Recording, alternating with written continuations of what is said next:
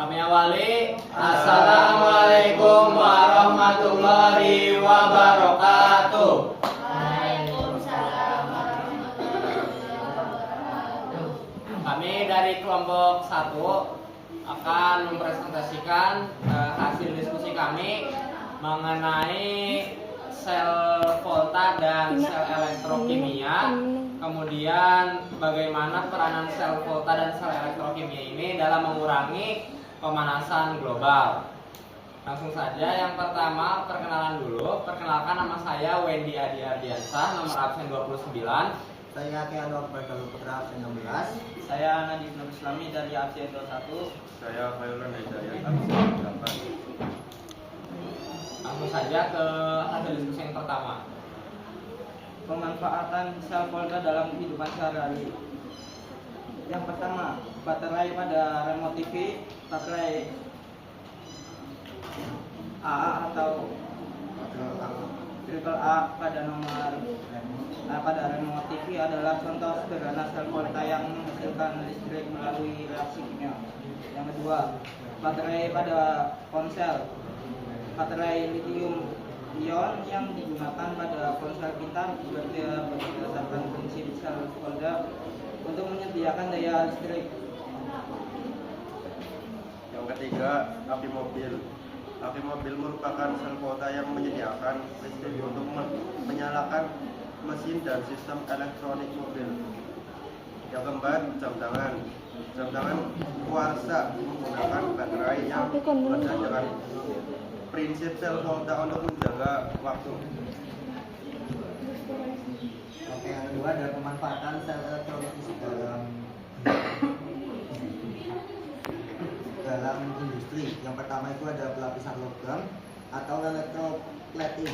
Elektrolisis digunakan untuk melapisi suatu logam dengan logam lain, seperti melapisi perhiasan dengan emas atau perak untuk meningkatkan penampilan dan daya tahan. Yang kedua, produksi logam.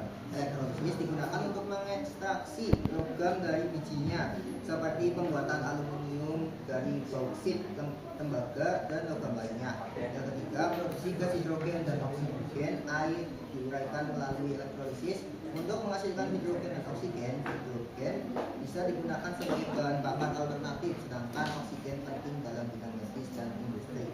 Yang keempat ada pemurnian logam. Elektrolisis digunakan untuk memurnikan logam seperti tembaga agar lebih murni, yang kemudian digunakan dalam industri.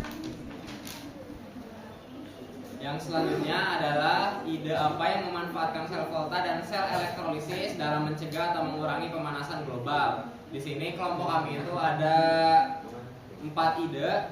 Ide yang pertama itu adalah pengembangan baterai ramah lingkungan atau menggunakan prinsip kerja sel volta pada kendaraan listrik. Kemudian yang kedua ada produksi hidrogen hijau yang memanfaatkan prinsip sel elektrolisis, yaitu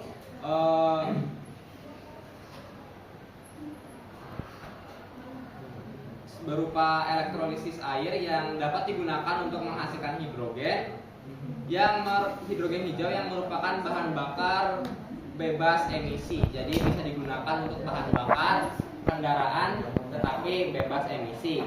Selanjutnya ada pemurnian dari daur ulang logam yang memanfaatkan prinsip kerja yaitu sel elektrolisis. Elektrolisis dapat digunakan untuk memurnikan logam yang berasal dari limbah elektronik atau produk lainnya. Selanjutnya ada penggunaan panel surya PNG, yaitu berupa baterai penyimpan energi, yaitu yang menggunakan prinsip kerja sel volta.